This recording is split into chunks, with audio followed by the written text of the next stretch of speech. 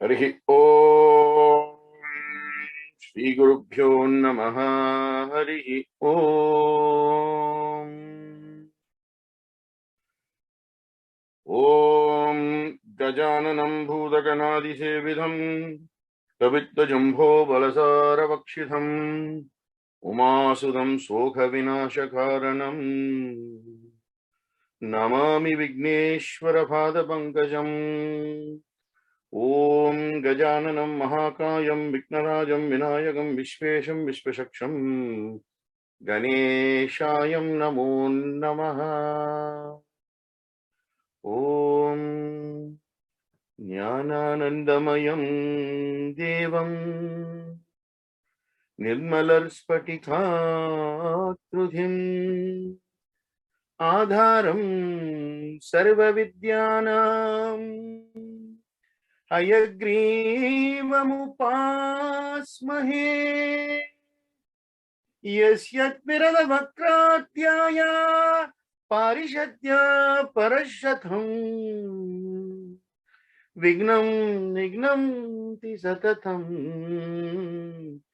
Vishvashremam Tamashraye Gurur Brahma Gurur Vishnu Gurudevo Maheshwaraha Gurur Sakshat Parabrahma Tasmai Shri Gurave Namaha Gurave Sarvalokanam Bisaje Bhavaroginaha Nidaye Sarva Vidyanam Sri Dakshinamurthaye Namaha.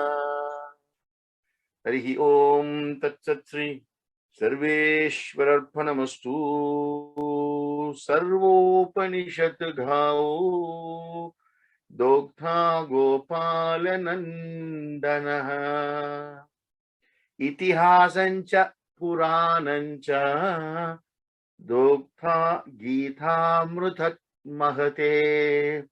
Harihi Om Tat Sat Sri Sai Swararpanamastu Anyada Sharanam Nasti. Sai Ram, welcome to week 7 of the secrets of the Puranas. It's a wonderful journey, and we've come just over halfway. And for those of you who've been following me religiously with a burning yearning to learn and to know more about the secrets of the Puranas, which obviously can move you from one level of spiritual consciousness to another level of spiritual consciousness, right? The physical level of consciousness should be developed to an extent where it can then inject the right sort of thoughts and seeds that fertilizes the subconscious. And then the subconscious will go and connect with the superconscious and bring to you what, number one, not what you are entitled to, what you deserve, but what you ask for. So be very careful of what you ask. Even to ask for something, you need jnana. You need jnana, right? So we've been, in the first week, we looked at the introduction, or rather the organogram of where the Puranas sit in terms of, its place in history as far as the Hindu Dharma is concerned. And then in the second week, I spoke to you about Vishnu Purana and Narada Purana. In the third week, I spoke to you about Padma Purana and Garuda Purana. In the fourth week, I spoke to you about Varaha Purana and Bhagavata Purana, Srimad Bhagavatam, right? In week 5, I spoke to you about Matsya and Kurma Purana, right? Last week, we spoke about Linga Purana and the great Shiva Purana. Today, I'm talking to you about Agni Purana and Skanda Purana, right? Skanda Purana, or as it is known in South India, Skanda Puranam, right? So very fantastic and powerful, lesson giver. Then we've got 6 more Puranas, right? So I would have covered 12 when I finish today. Next week, I'm looking at Brahmanda Purana. Brahmanda means grandness, greatness, nothing to do with Brahma, right? Brahma Vaivartha Purana, so two Puranas, Brahmanda and Brahma Vaivartha. Then in week 9, I'm looking at Markandeya and Bhavishya Purana, again, two Mukhya Puranas. And then finally in week 10, I'll end with Vamana Purana and Brahma Purana. So we would have covered, and week 11 is, of course, as usual, I do a conclusion session, review and consolidate what we've learned in the last 10 to 11 weeks. We would have covered the 18 Mukhya Puranas, 18 biggest Puranas, Mukhya Puranas, we would have covered by the end of this journey. So let me thank you and say congratulations for coming this far. You have a little bit more to go. Remember, this is your own journey, right? As I said to you last week, it is not my job to convert your thinking. It is not my job to make you more religious. It is not my job to make you more spiritual. It is only my job to give you the information. What you choose to do with the information is entirely your choice. Understand? So there is no compulsion of any sort. The sessions are open to anybody who want to use the information to catapult themselves from one level of spiritual consciousness or awareness to another level of spiritual consciousness, and from that level to another level until the Atma has got the Atma Jnana to merge with the Paramatma. That's what you need, the Jnana, right? For your Atma, Jivatma, to merge with the Paramatma, you need that Jnana Kanda. Using that Jnana Kanda only, you can merge.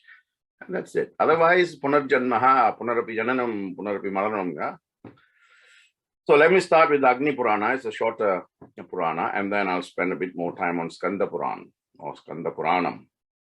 Agni Purana is also one of the 18 major Puranas, roughly about 15,000 odd shlokas, right? All shlokas. And traditionally, it was recited by Agni Deva. Hence, it is called Agni Purana, right? Like Vishnu Purana was Vishnu's conversation with Garuda. Garuda Purana was Garuda's conversation with, Narada and so on and so forth.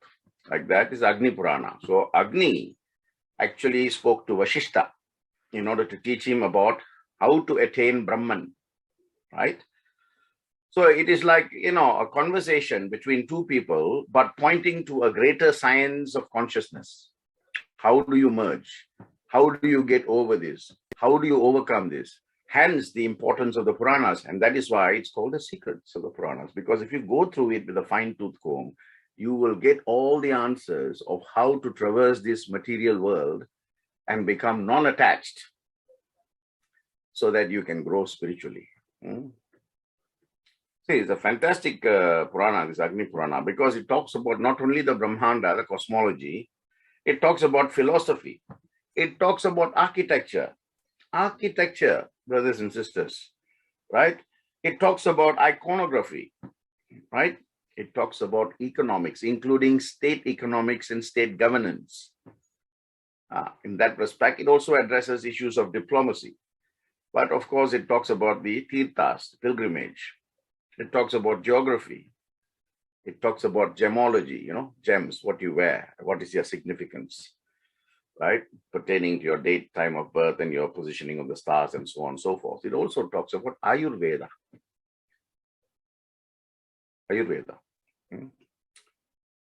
Now, there are about 383 chapters or adhyayas in this Agni Purana, right? And as I said, every Purana has a character, right? And the characteristic of the Agni Purana is also tamasic, right? Timeline, probably you're looking at, sometime between the 9th and 10th century CE, right? This is when it sort of was discovered to have been in existence. See, the narrator of the Agni Purana is Bhagavan Agni, Agni Deva, right? It's very powerful. And that is why we use Agni in all our Hindu sanskars, including Havan, right? And for those of you who've seen me do the Havan, before I start, I invoke Agni Deva to come and preside. And I've always said this, Agni is one of the Panchabhutas, right? But if you look at the 5 Panchabhutas, right, you have earth, space, fire, water, and air. Now, all of these can be polluted except fire. Fire is beyond pollution. Air can be polluted, space can be polluted, land can be polluted, water can be polluted, but fire can never be polluted. That is why it is the most powerful and purest form of worship, right? When we show the deep and when we pray through Havan or Homam, fire. Whatever you offer to the fire also represents the quality of non-discrimination. Whatever you offer to it, it brings it to one state of equanimity. Completely. At the end, you see nothing except the black suit. Right? And so powerful is Homa that I've mentioned this before, and it's worth mentioning again, that the American Institute of Cancer Research are now making tablets, just like charcoal tablets, right? Tablets from these Homa Kundas, all the black suits, they're making tablets and they're treating cancer patients. Right, and I read that there is a 27% increase in the conditions improving. So we have had all the answers all along, right?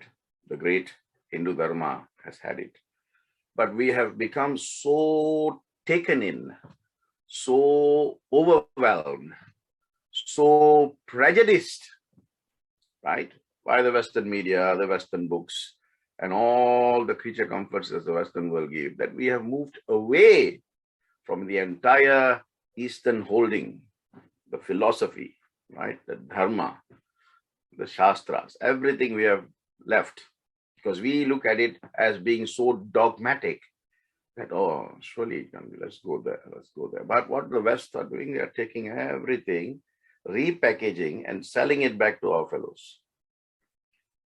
This is really interesting, man. It is taking the rice that you have cooked, right? Putting a bit of soy sauce there and giving it back to you as fried rice. And you're enjoying that as something new. It's yours. It was always yours. And it will always continue to be yours, right? What you choose to do with it, like I said, what you choose to do with it is entirely your calling. So, Agni Purana was asked to go to the forest of Naimisharanya, right? And to go and speak to sage Vashishta, who was presiding over many rishis there, right? To talk about the secret of attaining Brahma, Brahmajnana, right?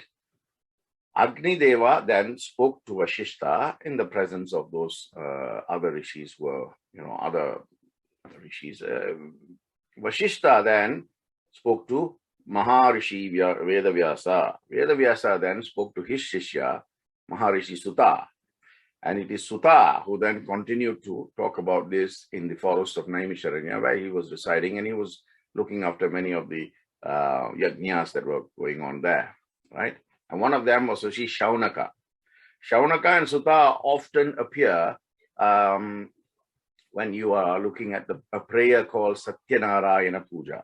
Satyanarayana Puja is done on Ekadashi of Purnami, right? It is a prayer to worship Lord Vishnu. And these two are the main characters who tell you the Katha, Satyanarayana Katha, of the stories. And some of you have done this puja in your house, and I talk about Maharishi Shaunaka and Maharishi Sutta gathered in the forest of Naimisharanya, where they told these stories, and the stories come in, 5 parts, right? So that is the importance of the Naimisharanya forest and these two Rishi characters, Rishi Shaunaka and Rishi Sutta. Okay. So I said the Agni Purana is divided into 383 chapters, right? And one of these chapters, I think, is 380, right? Chapter 380 is very interesting because it gives you a capsule, a capsule. It sort of takes everything and puts it in one capsule, and it calls it the chapter on Advaita Brahmajnana. Advaita Brahmajnana means one path to attaining the knowledge, supreme knowledge of Brahma. That's fantastic, right? So, Brahman is the divine spirit. Brahmajnana means having the knowledge to gain that divine spirit. Advaita means one. So, Advaita Brahmajnana means the one way to get the greatest knowledge of attaining Brahma. the union between the individual Jivatma and the Paramatma. That is it. Agni Purana is basically a reminder of the basic teachings of the Vedas and the Upanishads. A little bit here and there it was taken and it was given as Agni. Remember, the concept is one, but how it has been communicated has come through in many, many, many different ways. And there is always a line of consistent uniformity that one can draw between the various things that I've done so far, right? Be it Bhaja Govindam, the 31 verses, be it, the 18 chapters of Bhagavad Gita, be it the 7 chapters of Ramayana, be it the 3 sessions of Karma, be it the 18 Upanishads that we covered. Now we're covering 18 Puranas. Everything at the end of the day talks about the merging of the Jivatma with the Paramatma. So it is one way, but many different paths.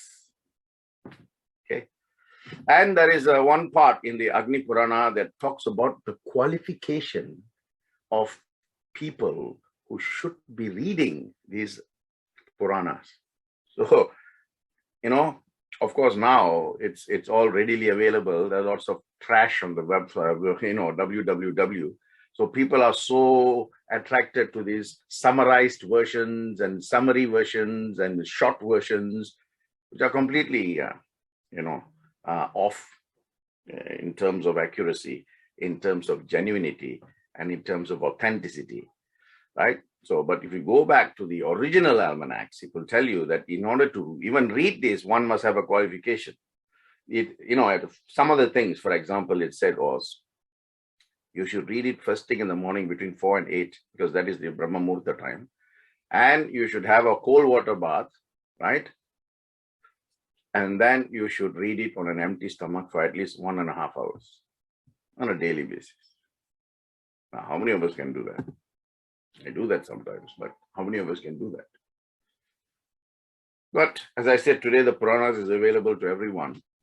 So everyone, who could read it or even listening to it, you think the recitations, right? They have a path to attaining that knowledge. But of course, just hearing and listening does not make you get Brahmajnana. You must put it into practice, right? So all the religious things that you do, your daily pujas, prayers, meditation, everything must move you from that level to a different level where you are vibrating intellectually, where you don't feel the need or compulsion to do all these things continuously. And this is what the Agni Purana says, because Agni Purana is full of rituals, summarized chapters of ritualistic practices, and substantiated by stories or supported by various stories. I mean, you only know about Rama from Ramayana. You only know about the Kauravas and the Pandavas through Mahabharata. But if you look at the other Puranas, they talk about Rama, what he was, life.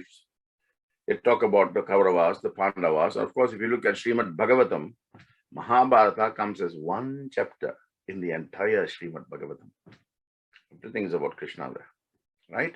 So Puranas are important in that respect because it attaches a lot of spiritual significance or religious significance to various things that we know from other sources, like I said, Ramayana, Mahabharata, So familiarity, it encourages familiarity, right? Agni Purana was written much later, right? Not early, as I said, it's a 9th, 10th century timeline. By then, many other Puranas were already existing, Upanishads were existing, the Ithihasas were there, right? All of that were there. So some of them are stories told to enhance an already existing stories. But particularly, it's worth observing that the Agni Purana, when the time it was written at, it focused on more ritualistic aspects and gave more importance to the Hindu religion as it was then growing or evolving. And in that respect, it put the Brahmana caste right at the top and gave them supremacy.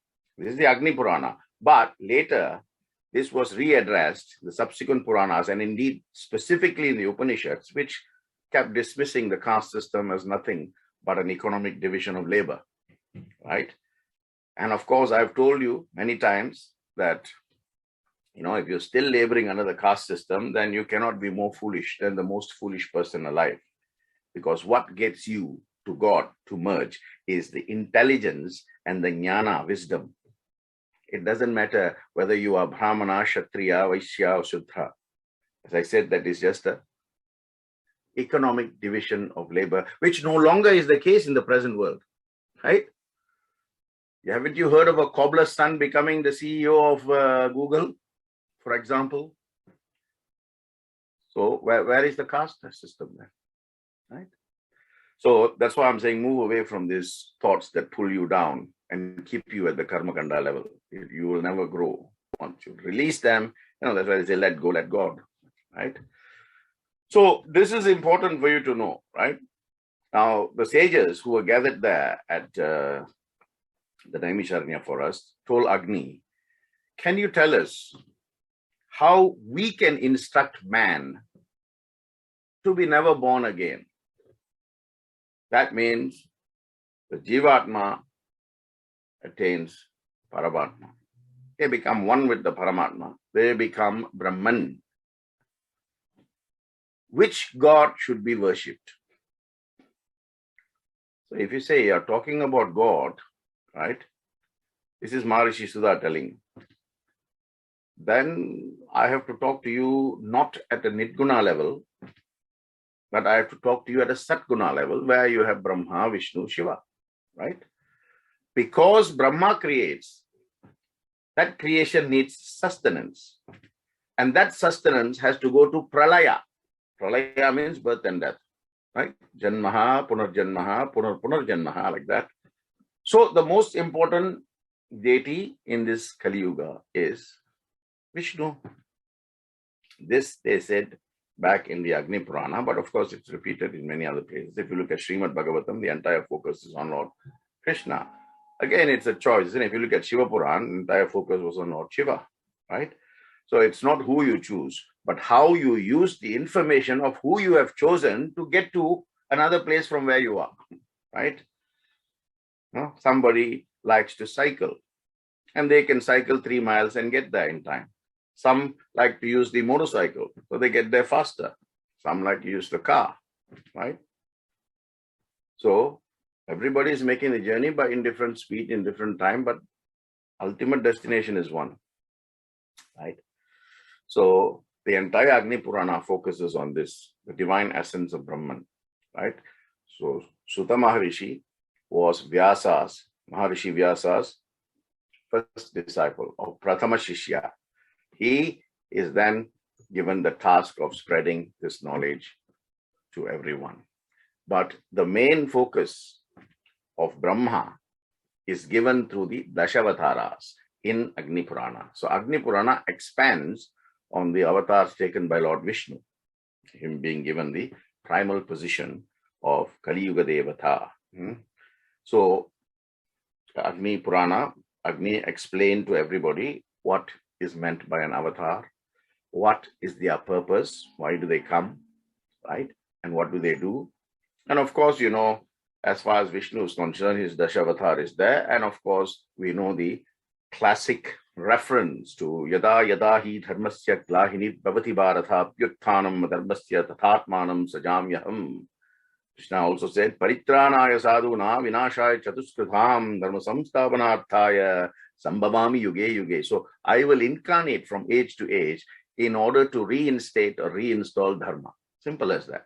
So he became Matsya Avatar, fish incarnation, then Kurma Avatar, then Varaha Avatar, from turtle to boar. And I connected this with the theory of evolution, Darwin's theory of evolution, right? Science and the Hindu Dharma. Then Narasimha, half man, half lion. Then Vamana, dwarf. Then Parashurama, imperfection. Then Rama, perfection. Then Krishna, God as man. Rama was man, not as God. Right? Krishna was completely God as man,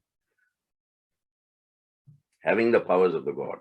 And then, of course, Buddha and Kalki, which we are waiting for. So the Agni Purana basically expands on all this and tells you how to use the information from this to further, evolve in the spiritual discipline.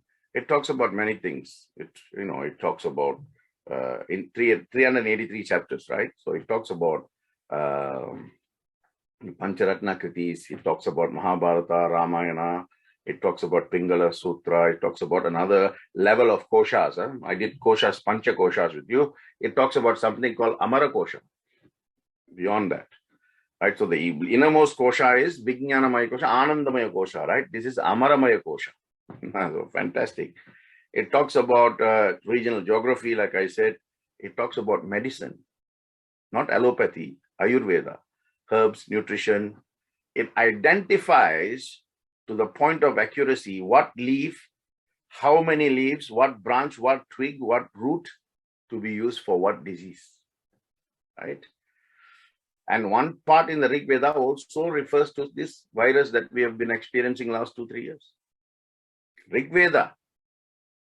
So do not underestimate the scientific and medicinal accuracy of our religious doctrines, right? It talks also, the Agni Purana also talks about the Buddhist incarnation, Buddha, and all about this Buddha Yajnavalkya mantras and Trilokya Vijaya mantras and all of that.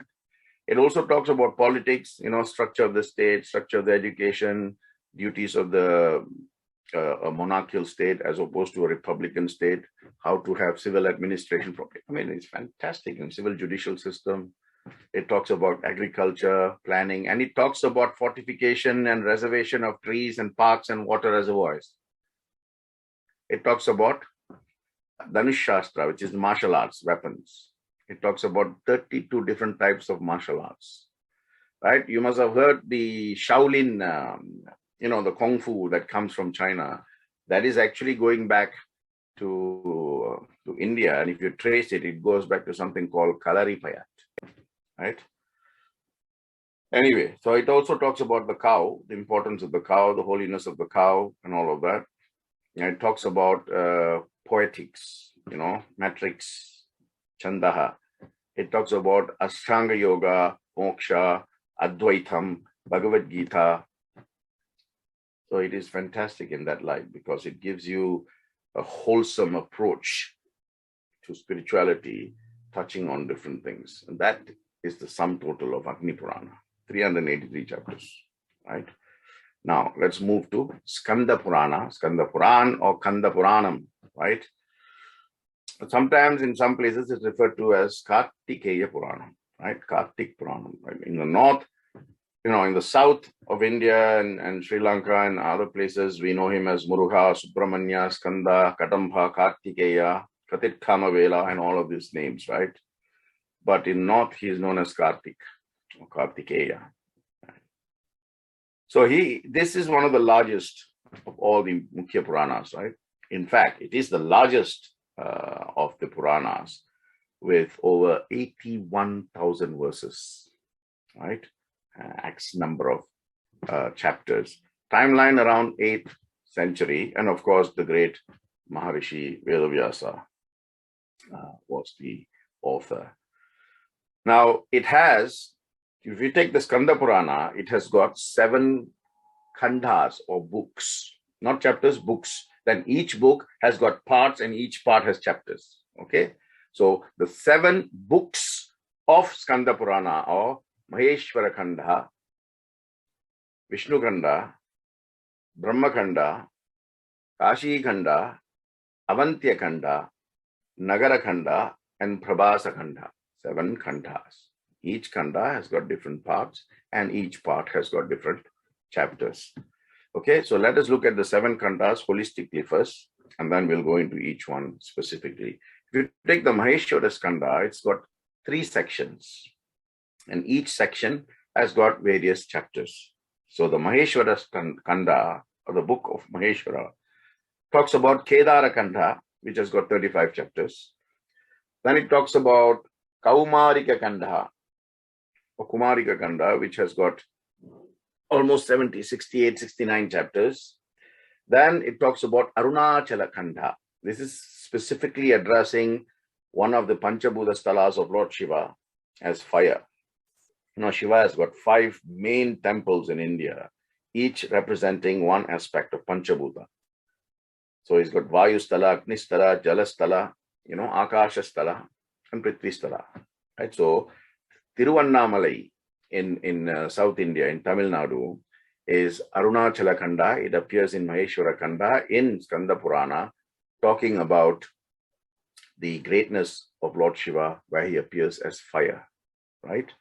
And in the month of Kartik, there is one specific day where you can see fire being lit at the top of the mountain of Tiruvannamalai to show that this is the significance.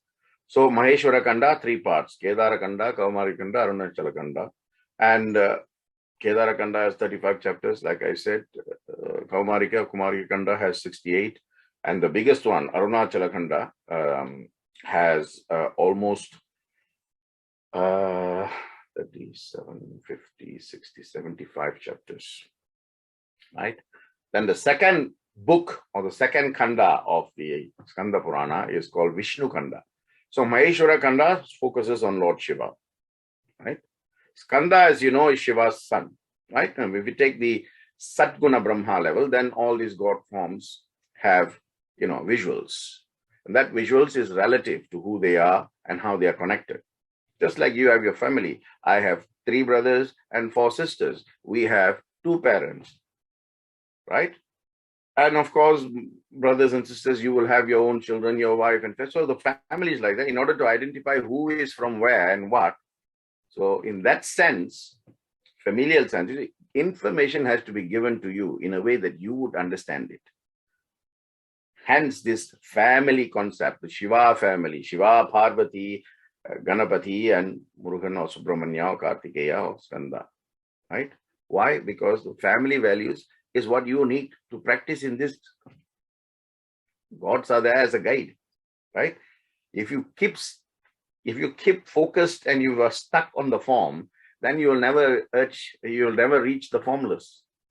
But if you use the form to reach the formless, then the forms are no longer significant. So Vishnu Khanda, the second book in Skanda Purana, is purely promoting the grandeur of Lord Vishnu. Right? So it has got 9 sections. Venkatachala Mahitmya, right? Mahatmyam, right? Mahatmya. That has got 40 chapters. Then you have the Purushottama Kshetra Mahatmya. Purushottama Kshetra Mahatmya. Again, about 50 chapters in there. Then you got the Badrika Ashrama Kshetra Mahatmya. About 8 or 9 chapters. Then you got the Kartika Masa Mahatmya. I'm going to talk about the month of Kartik. Kartika Masa means the month of Kartik. What is the greatness of this? Okay. Then, at 36 chapters, I think there. Then we got the Mrgashirsha Masha Mahatmya. Again, another month where the sign Mrgashirsha comes, right? It's a fantastic thing. This has got about 17 chapters. Then the Bhagavata Mahatmya, 4 chapters. Then the Vaishaka Masa, right? Vaishaka Masa. We have Vaishaki. When do you have Vaishaki? April month time, isn't it? That time period, right? What is the greatness of that time period? To Lord Vishnu, 25 chapters. Then we got the Ayodhya Mahatmya, okay, 10 chapters. And finally, Vasudeva Mahatmya is about 32 chapters of that happening there. Then the third book is Brahma Khanda. That has got 3 chapters, 3 books. Sedu Mahatmya, 52 chapters. Dharmaranya Mahatmya, okay, about 40 chapters. And the Uttarakhanda or Brahmotra Khanda, which has got 22 chapters. These collectively make the Brahma Khanda. Okay. Then the 4th book, I told you 7, right? The 4th book is Kashi Khanda. Kashi, of course, everybody knows Varanasi, right? 100 chapters, right? The beginning, 50 chapters, and the end. Purvardha Adhyaya, 50 chapters, and Uttradha Adhyaya, 50 chapters, right? So it talks about their Varanasi and Vindhya and Himachala. And that is why the great Rabindranath Tagore included all this in the Indian national anthem. If you hear the Indian national anthem, you will hear this. That Vindhya, Himachala, Jamuna, Ganga. All these words will come in there. Then the 5th book is called the Avantya Khanda. Avantya Khanda consists of 3 parts. Avantika Kshetra, right, which has got 70 odd chapters. Then the Chatursiddhilinga Kshetra Mahatmya, 84 chapters, and the Revakhanda, which has got about 200 odd chapters, right? But the later editions of Skanda Purana says it's not 200 something. What is left is now about 115 chapters because of the dilution and the loss of information. You see, when you take and read something, you will not bother with what you understand. You will only focus on what you understand. So if you're rewriting the book, your book will be written on what you've understood. So the part that you did not understand will not be addressed in your edition. And someone else who reads your book after your time will not understand everything that you have written. So they will rewrite your book based on their understanding of what you've written, thereby lapses in a lot of information over periods of time when books are rewritten. That's how we've lost so much of information. But if you go back to the original stuff, right, and learn and study it, then you'll know, oh my God, what we've got is only 10%. And even that we don't understand. Can you imagine the 90% if it's given? What will happen? So that's the Avantya Kanda. Nagara Kanda consists of almost 279 chapters, only talking about all the places of the Tirtha Mahatmyas, holy places, pilgrimage places, right? Tirtha Mahatmya, where you can go and do things.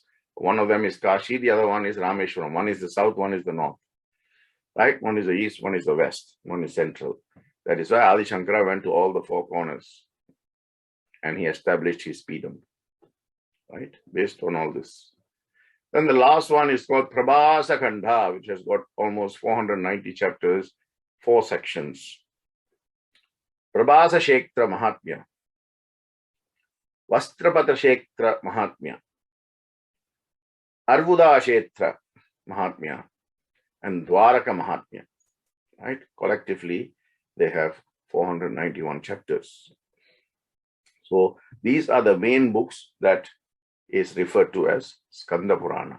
Skanda Purana is divided into these 7 khandas, which is further divided into parts, and these parts are divided into chapters.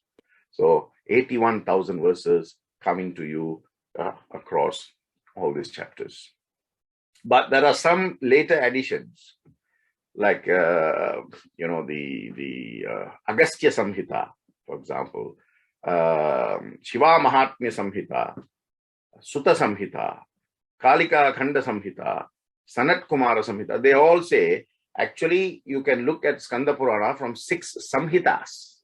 Samhitas, part of the Vedas. One part of it is Samhita, right? So you can also look at Skanda Purana as a Vedic Samhita. It's divided into 6 Samhitas.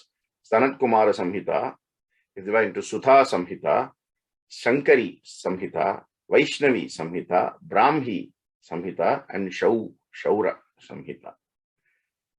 Right? Samhitas are like the Upanishads. Upanishads is the end product. Samhitas lead to the Upanishad.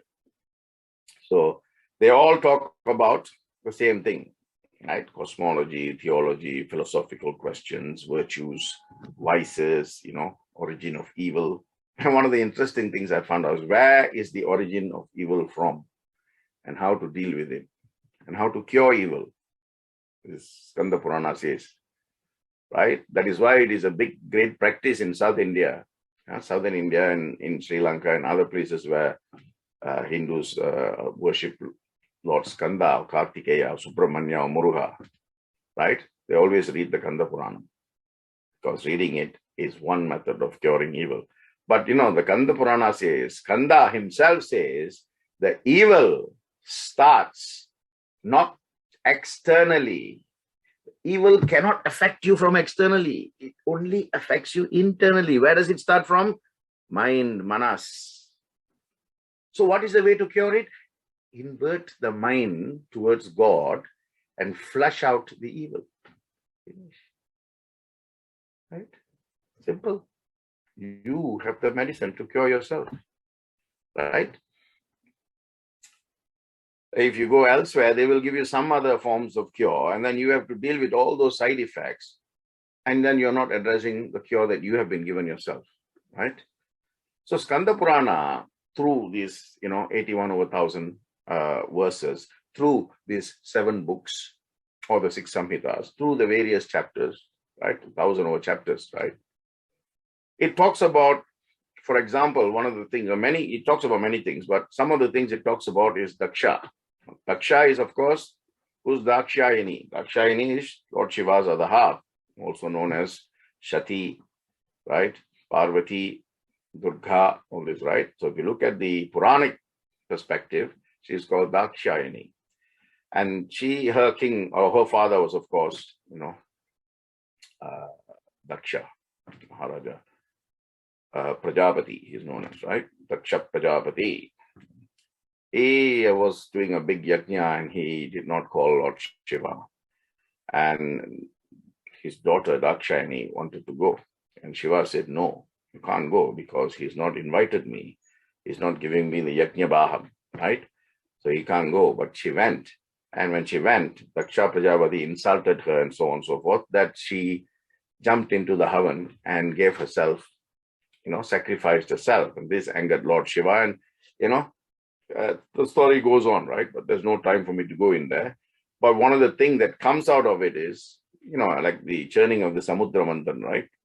First thing that came out was, see, when I told you Shiva Purana last week, I told you it's not and again, I told you it's not referred to as hala, it's kala kuta. Kala kuta poison. So like that, but in all the Puranic significance, right, the negativity must come out first. So number one, there are a few things that come out of this story of the Dakshayani sacrifice and Shiva's anger and how he goes on a, mission to destroy. So it talks about following, your intelligence and not your heart, right? Because that's what Dakshayani did. She did not listen to the intelligence of reasoning or rationale, but rather she followed a heart that says, I want to attend this yajna because it is done by my father. Okay, even though she was asked not to go, right? Second thing is never do anything in anger. So Shiva is showing that by doing things in anger, it becomes uncontrollable sometimes. So those are the little values that come out of that. There are lots of other stories. For example, it talks about women, the role of women in religion. It talks about Ayodhya. It talks about Kanyakumari. It talks about Badrika Ashram, Jagannath Puri, right? Rameshwaram, Dwaraka, Kashi, Kanchi, Shakambari, all these fantastic places. There are also stories of the Shapta Tirthas, Ganga, Yamuna, Saraswati, Narmada, Sindhu, Kaveri, all this is there in the Skanda Purana. Is also famous because it talks about the union of Lord Shiva with Parvati and how Lord Skanda came to be born and what was his purpose of being born was to kill the demon Tarakasura, right? Because of certain boons that are given by Brahma, or in some cases Vishnu, and then they always go to Lord Shiva, they'll go to Lord Vishnu for resolution of the problems created by the granting of the boon, right?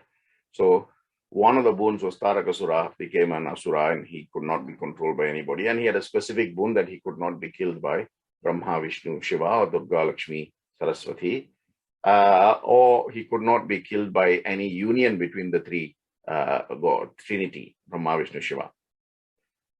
So the story of how Skanda is born is a different story, but that comes in the Skanda Purana as well.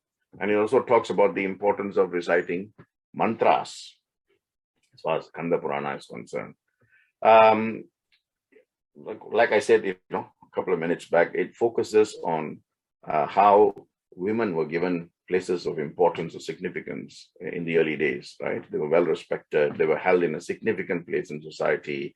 And every prayer began with the women lighting the first lamp, first Agni Jyoti, right? That was the importance given. Of course, in today's state of affairs, there's total degradation and, complete loss of respect to women in many parts of the world, right? And there's lots of, communal practices that degrade women. So specifically, right, I was really fascinated because when I was reading this Skanda Puranam, chapter 23 of the Kaumarika Kanda, which is the second book in Maheshwara Kanda, right? It is described that the birth of one girl is equal, or daughter, is equivalent to 10 sons. And it's said that if you bring up 10 sons, it is equal to bringing up one girl and getting her married to the right family. I mean, that is how much the importance was given at that time and how much of significance women played in terms of a role in spirituality. So now I'm going to go and talk about each one of the Skandas, Maheshwara Kanda, Vishnu Kanda, like that, each one, telling you what their focus was. Earlier, I told you the structure, right? Maheshwara Kanda had, three structures, three sections. Each section had different chapters like that. So, but what is their focus? Well, if you take the first section of the Kanda Purana, which is the Maheshwara Kanda, many stories there. It talks about Yajna. It talks about, like I said, Daksha, the father of Sati. And it talks about the importance and benefits of doing Shivalinga Puja, right? Shivalinga Puja. That is where the Shiva Upasana prayer comes from. Om Nidanabataye Namaha, Nidanabatantikaya Namaha. That one comes as a result of the importance of Shivalinga Puja mentioned in Maheshwara Kanda in the Skanda Purana. Okay. For ages, the yogis and the sadhus and the great rishis have tried to decode the secrets of the Kanda Purana because they said it holds a lot of answer to many religious mysteries. For centuries, they've been trying to decode it, And one of the things mentioned in Maheshwara Kanda is the Samudra Manthan. Right? In the same collection, there is the reference to Tarakasura Samhara and the Panchalinga worship of Panchalinga. Then the second Kanda, the second section of the Skanda Purana is called Vaishnava Kanda. Slightly different from Maheshwara Kanda. Here there is a conversation between Varaha. Varaha, as you know, is the third avatar of Lord Vishnu. And Bhumi Devi, we are conversing. And then here it also refers to Ashwamedha Yajna. And if you go to Kashi, there's guts, there's over 60 guts. And one of the guts is called Ashwamedha Yajna, gut. And there's another one called Dasha Ashwamedha Yajna, gut. This is where the daily Arati for Ganga Mata takes place, in the Dasha Ashwamedha gut. Dasha means 10. Ashwa means horses, right? And Yajna means sacrifice, right? And I've mentioned this before. I said, until today, they're offering, prayers of solace to Ganga Mata because of the ancient practice of sacrificing horses. That's why it's called the 10 horses, the Dasha Ashwamedha gut, where every day at 7 p.m., right, the Ganga Arati is done. And this is something you have to see, right?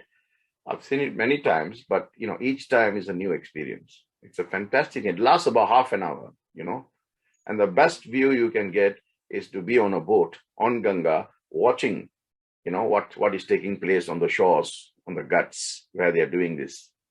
7, students of the school, the Vedic school, will come and do the Arati. It's a fantastic thing. If you ever go to Varanasi, make sure it happens every day of the year, right? Round the year, it happens every day, every single day at 7 p.m.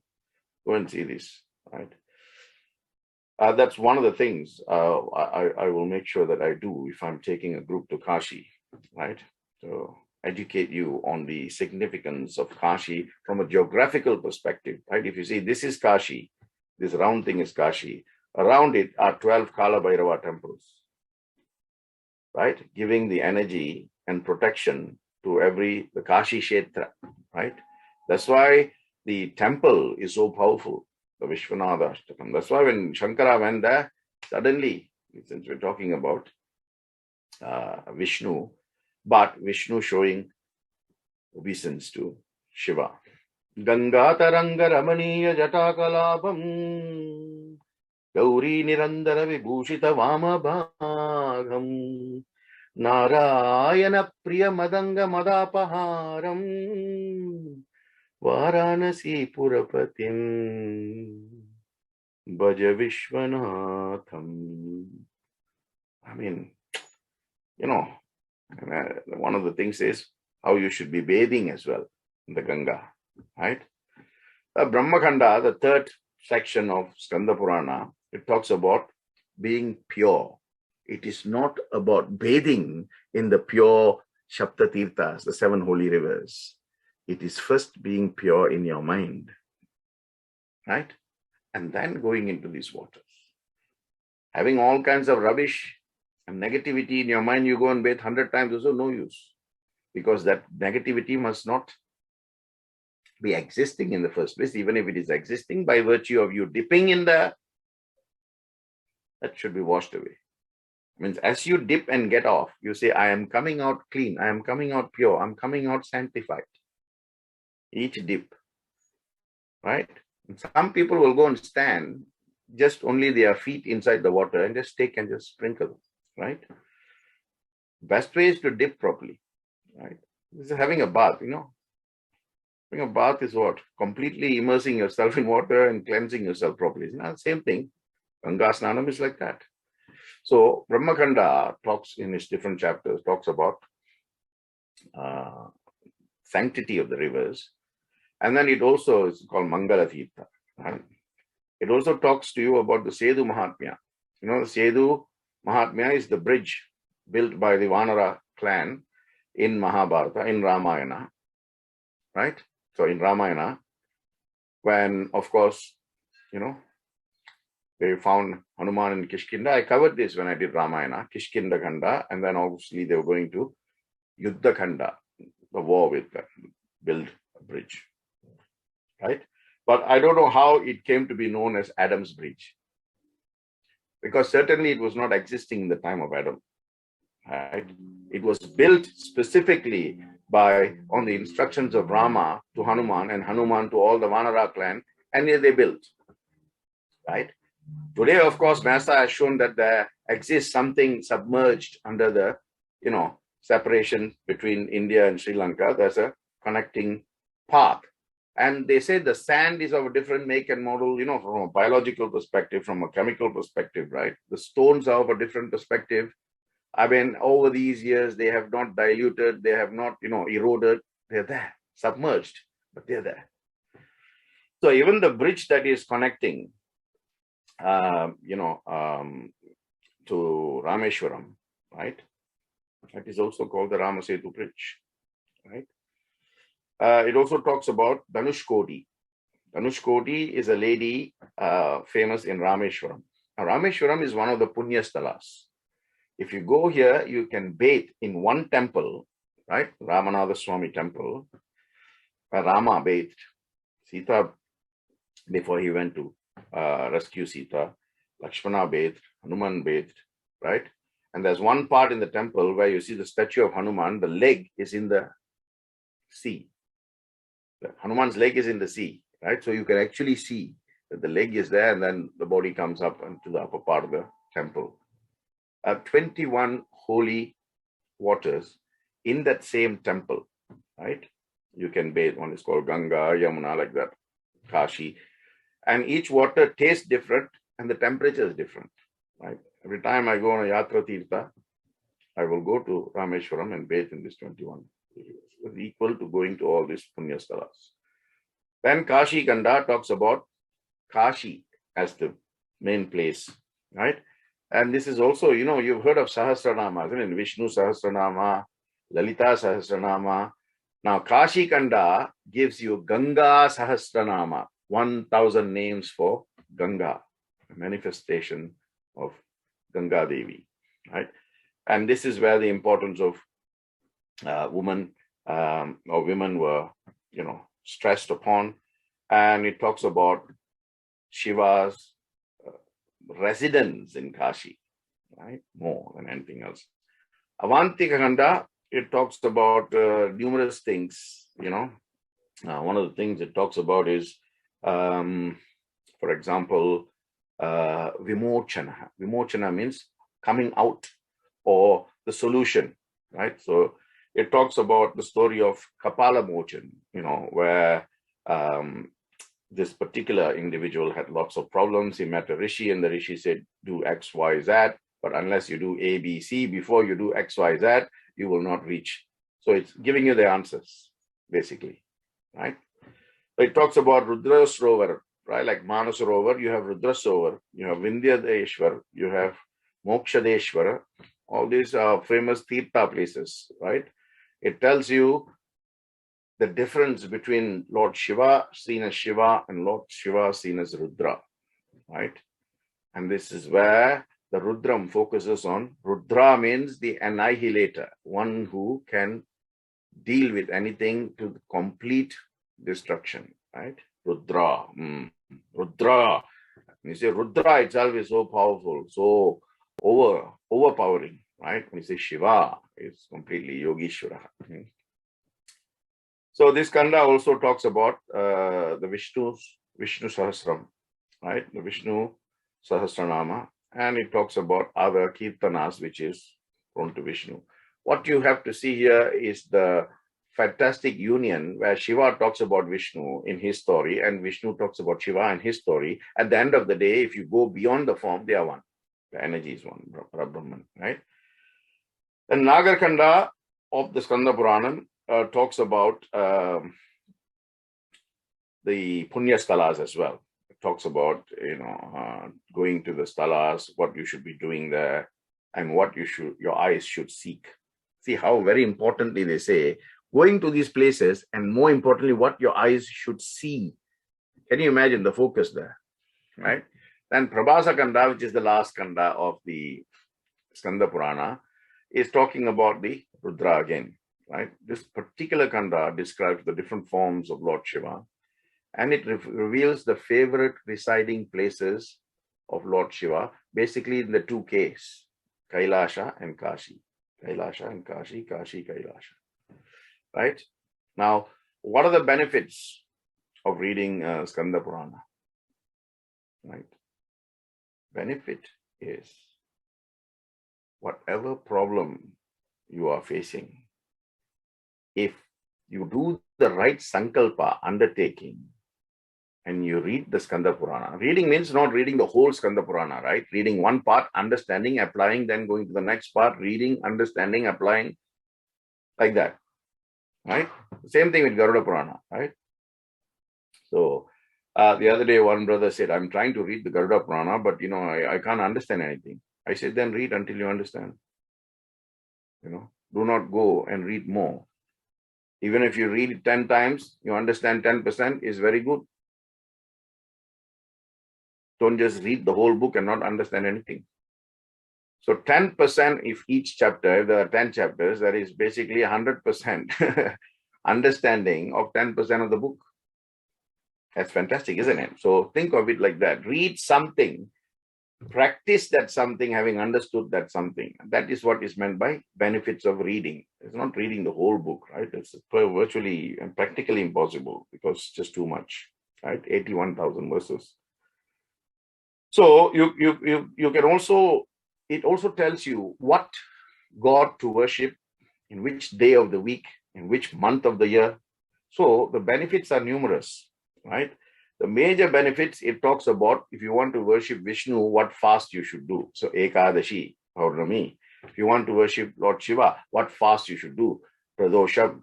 Pradosham comes twice. Purnima also comes, once a month, but sometimes it can come twice in a month, depending on how the days are placed. So, there's lots of things. Particularly, right, if you look at the 36th chapter of the second book, which is Vaishnava Khanda, in Skanda Purana, it talks about the significance or greatness of the month of Kartika Masha, right? Normally towards the end of the year, right? If you look at the calendar, you will know when Kartik month comes, month of Kartik or Kartika Masha. And you see when the Acharyas or Pandits are doing the prayers, they'll always say in the Sankalpa, Kritika Mashe, Shukla Bhakshe, like that. So they will know this is a month of Kritika in the part where the moon is shining brightly, Shukla Bhaksha. That means from Amavasya to Paurnami is Shukla Bhaksha. And then from Paurnami to Amavasya is Krishna Bhaksha, dark for 14 days, bright 14 days, right? So it's science basically. So that the Sankalpa is basically telling you who is doing what at which point in time, where, for what reason, right? It is so scientifically done. And this is the time, they say, in the month of Kartik, right? You should do dhana, you should do dharma karyas, right? So anything like snan, dhan, bhojan, vrat, right? Vrat and feeding, feeding cows, feeding animals, basically. Um, One part also believes that you can buy gold, right? Swarna. And many things like that. You can buy gold, vastra. That's why I say to you, in this world, in your lifetime, there are three dhanas that you should do. One is annadhana, giving food to the needy, to the needy, not writing a check to this, mission or that mission or that charity or this charity. You're not feeding the needy, you're feeding the organization, right? Find one person who is hungry for food, feed that one person, you have done your dhana. Annadhana, then vastradhana, cloth, to the needy. Then vidyadhana, giving, books, bags, writing implements, those things that will help. Again, to the needy. The fundamental qualification here is to the needy, right? So bear that in mind. And you should go and do it in your own time. That is why in all the pujas I do, I said, whatever dakshina is given to me, I will take it to Kashi and I will do all these three danas there in your family's name. You can't go and do it yourself, right? Annadhanam, vastradhanam, vidyadhanam. If you do this, bit by bit, your karmic debts are being slowly eroded.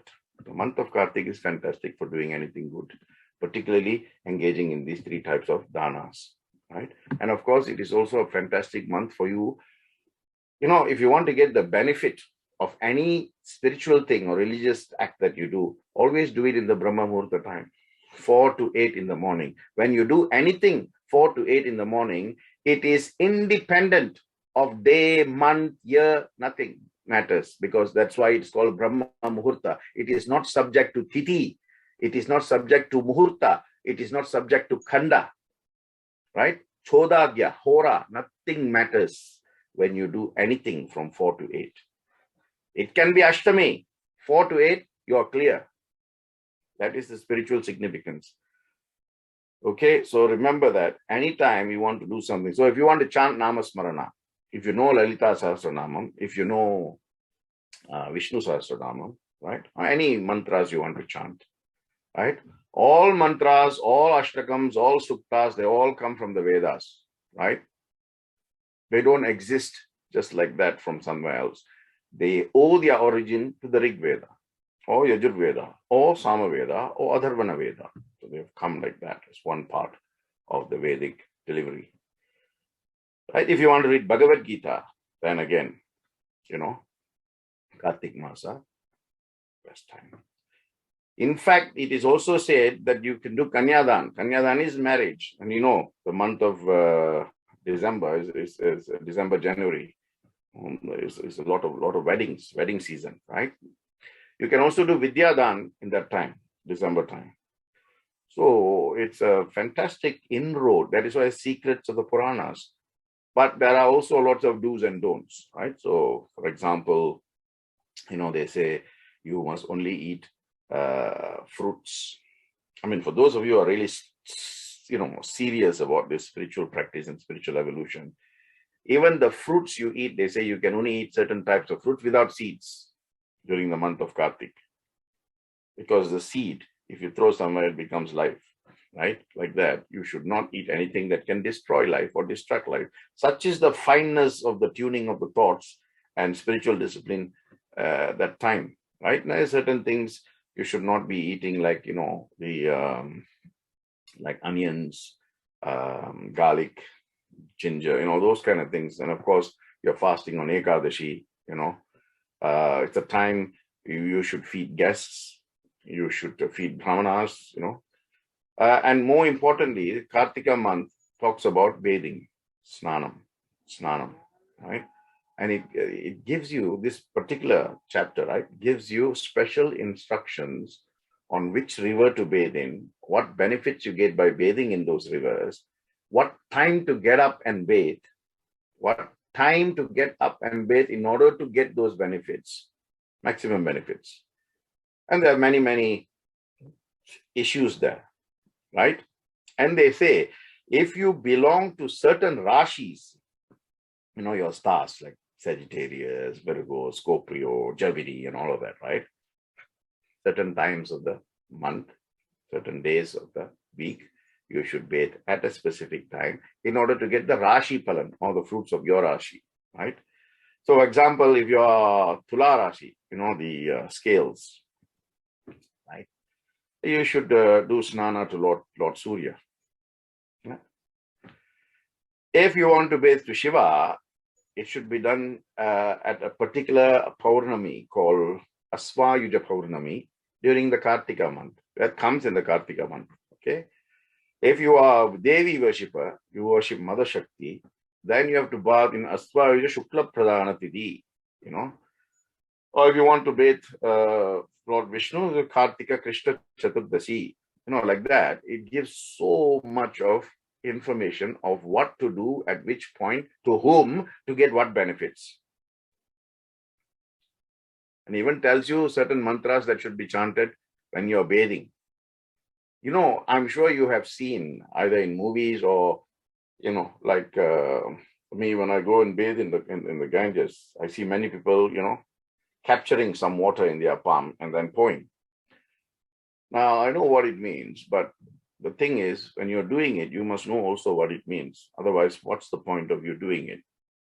They're standing there, chest deep in the Ganges, and then they're taking the water and pouring. And I've asked some people, I said, why do you do this? Can you explain? They said, no, this is what has been taught to us.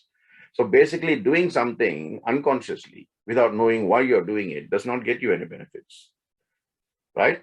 But for the act of doing it, you don't get any other thing, isn't it? But knowing why you're doing it, reciting the right sort of incantation, invocation, you get the right energy produced. That right energy produces the right benefits. Right? So holding it, you should say, Kartikeham karishyami pradasnanam janardanaha prityattatava devasha dhamodramaya saha. So you're saying, oh Janardana, oh Deveshwara, oh Dhamodara, I am performing my early morning snan to you and to all the devas and the devis present herein, right? And then you take this and you say, Namak Kamaranabhya Namaste Jalashainnye. And you're doing that three things, right? Three things is for Atma, Paramatma, to bless the Jivatma. Three. And I always tell people, you can even say, Anyada Sharanam Nasti Tumeva Sharanam Mamaha Tasmat Karunya Bhavena Raksha Raksha Gangadharaha. Easy. If you're in Ganga, if you're in Rameshwaram, say Raksha Raksha Rameshwaraha.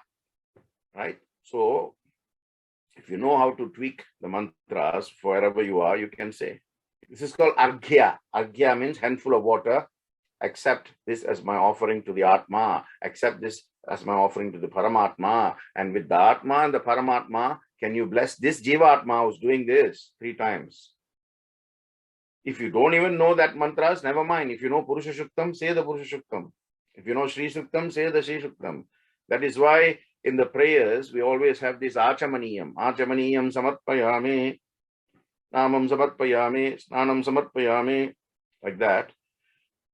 We always, everything is done with a significance. Nothing is done in vain, right? And do you know there are 4 types of snanams? Snanams means bathing. You only know hot water bathing. 4 types of snanams. And I have been blessed enough, the grace of the divine, to experience all 4, right? The first one is called Vavya Snanam, which is bathing with Goduli. Goduli means cow dung. You have to wait, right, for the cow to poop, with your hands like this at the back. When they do that, then you take the soft and you just all over your body. I even put it on my face. That you bathe in the holy river. That is Bhavavya Snanam. Then you got Varuna Snanam, which is bathing in the holy rivers with mantras. Right? That is why we can't go, and in the pujas we bring the 7 Saptatirthas to there. Ganga, Chayamune, Chaiva, Godavari, Saraswati, Narmada, Siddhukaveri, Jalayashmin, Sannidhim, Guru. Come here and manifest yourself. Consecration is done through mantra. So that is called Varuna Snana. Then Brahmasthana is through Vedic mantras, where you're bathing, and in bathing you're chanting. This is why Swami says, chant the Gayatri when you're bathing. Very powerful stuff. Right? How many of you, in your own home, in the comfort of your home, in the comfort of your own bathroom, you're bathing, you can't chant the Gayatri? Some people ask me, brother, how can you chant the Gayatri in the bathroom? I said, God is not omnipresent. You mean to say only in bathrooms he is absent? And I told you the story of Hanuman, how he heard somebody chanting Rama, and when he went to see who's chanting it, the name Rama just attracts him. There was one guy doing his business in the toilet. So he pulled him and gave him a slap. Said, how dare you desecrate my master's name? Then he went to see Rama, and Rama's face was swollen. So he asked, who did this to you? Tell me. I'll sort them out. He said, you did this, Hanuman. Bhagavan, what do you mean I did this? Yes. Who do you think, whose name do you think saved the Bhakta? He was chanting Rama. So when you slapped him, who do you think took the impact? It was me. Hence, God is everywhere, Hanuman. Every single place in this earth. Sarvam Vishnumayam. So how can you exclude some places where he doesn't exist simply because in your mind that place is dirty? Cleanse your mind. Then God is everywhere. He's present all the time. Omnipresent, omniscient, omnipotent. That is Brahma Snanam, third type of Snan. And the fourth one is called Divya Snan, where you stand in the water before the sunrise and you wait for the sunrise. And as the sun rises, you can see the sun penetrating through you. That is called Divya Snan, where the sun's rays passes through your body. Then you sit there and do Gayatri Japam 1,000 times to get the full benefit. It also talks about the importance of Pradosham. Pradosham comes twice in a month. And what is the time to do Pradosham? And why you should pray to Pradosham? And what you get, If you want to avoid something called, Apamrityu. Apamrityu means untimely death or irregular forms of death, suddenly, right? Then that's the time for you to do, in the Kartika Masa, during Krishna Paksha, when the Pradosham comes, that is when you have to do the Pradosha, because that avoids Apamrityu. Mrityu means death, Apamrityu means bad form of death, right? You can even chant, Om Namah Shivaya, Om Namo Narayana. Oh, good thing to chant Vishnu Sahasranama if you know it. Or the Gajendra Moksha Patha. I said this to you when I did the Garuda Purana, right? Gajendra Moksha comes. Okay, and of course it talks about Kartika Ekadashi. The significance, Kartika Masa Mahatmya, right? So it's really good. And one of the most important things is it talks about the origin and greatness of Kashi. One day Agastya Muni and his wife Lopamudra, they were visiting many Tirthas, and they came to the Lohita Giri mountain, right? Where Lord Kartikeya was performing some prayers to Lord Shiva. He saw Agastya Muni and he saw his wife, and he was very happy, asked them to come, touch their feet, got their blessings, right? Agastya is a great rishi, Maharishi Agastya Muni, one of the Sapta rishis. For Kartikeya, son of Shiva, to touch his feet, what does it should tell you and me? So the Purana is that story, but the lesson for you and me is humility. Always touch the feet of your elders, because their blessing, dharmo rakshati rakshitaha, their blessings can save you. So one of the things that they were asked is about the origin of Kashi. So Agastya said, can you enlighten us on how Kashi came to be? And Lord Kartikeya said, Kashi was originally situated in Akasha, not on Bhumi. And only the blessed yogis and those who have, who have gone to a certain level of spiritual heightness, only they can have that vision, and only the gods and the devas can go there. It was not in Bhuloka. It was not in Bhuvaloka, it was in Suvaloka, right? But because of the greatness of Ganga, it was felt that that water should come and touch the earth and pacify and glorify earth. Agastya asked, can it be done? He said, yes, because the power of Ganga is so enormous, right? If it hits earth, earth will burst. That is why Shiva took Ganga on his head and let it flow gently from Badrinath, or Gangotri. It came down. That is why he is called Gangadhara, one who carries the Ganga. Ganga Taranga Ramani. So it all comes there. Then it became a Punyasthala. And it was there during the Pralaya through the various kalpas. I explained to you what is a kalpa, what is a Pralaya and all that, right? And it is this again, Shiva. Shiva is said to have been present through the Pralaya, throughout the Pralaya, and through the commencement of the new kalpa on the basis of Ekameva Dvitiyam. Right? Ekameva Dvitiyam means the Parabrahman is one without second. So whether in the form of destruction or the creation of life, he is present. So Shiva is explained to have been present in Kashi throughout its pralayas, its different kalpas. Especially if you go to Kashi Manasharovar, right? There's two lakes. The first lake you would go to is something called Rakshastal. Rakshastal, right? All the Rakshasas were killed and the ashes were thrown there. It's actually quite dark. It's black. The sea is black, or rather the lake is black, not sea. Lake is black. And it's very eerie feeling. Now, we went there when I did the Kailash Yatra, and it's different. And then if you go another 1,000 feet up, you come to Manasarovar. It's completely different. It's like black and white, completely different. So that is the place you go to bathe and do all your tirtha stuff. Now, it is also said, Kashi is also a place where you can get bliss or ananda. That's why one of the names for Kashi in the olden manuscripts is Anandhavan. Anandhavan, right? Now, it is also described that one of Shiva's earring fell into the river, and that became known as Manikarnika. Manikarnika is the name of the earring. So if you go to Kashi, there's a gut called Manikarnika gut, right? So it's a fantastic experience. Anyone, any living being, if they were to lose their life at Manikarnika gut, it is stated in the Skanda Purana that they would get moksha. And that is why there is one place where a lot of old people go and live their final period of their life, hoping to die there. It's actually there. So, and of course, I said to you, looking at the Abhishekam of Lord, Vishwanatha or Vishveshwara every day between 4 and 8 a.m. in the morning, right?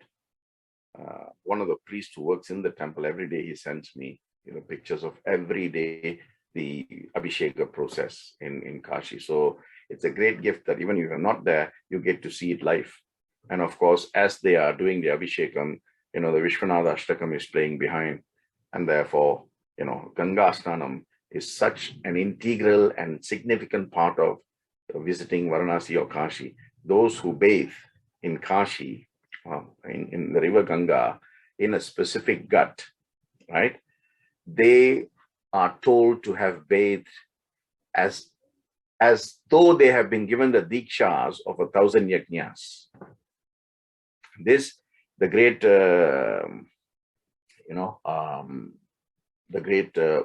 Shankara Acharya, Jayendra Saraswati of Kanchi Kamakshi Pitam has spoken on Skanda Purana. That is the greatness of Skanda Purana. Right? So what I've given you is the essence. We've taken 25 fruits, put it in the blender, squeezed it, and I'm giving you the juice. Right. So next week we'll be looking at Brahmanda Purana and Brahmavaivarta Purana. Anyada sharanam nasti tvameva sharanam mamaha tasmat karunya bhavena raksha Maheshwaraha Hari Om Tat Sat.